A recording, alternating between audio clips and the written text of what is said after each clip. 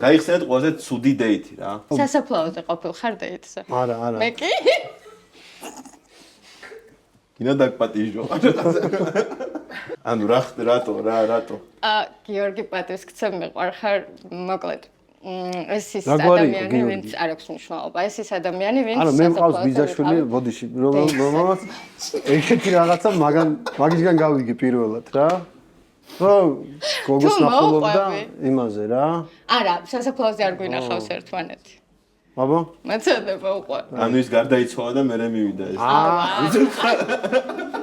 და აი დეითი გვაქვს.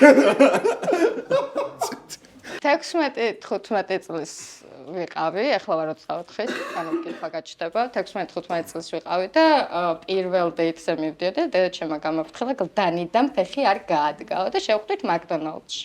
და ამან რო გავისეირნოთეთ, ან მანქანით იყო. ჩემი ჯგუფელი იყო, ნუ რაღაცაზე რა.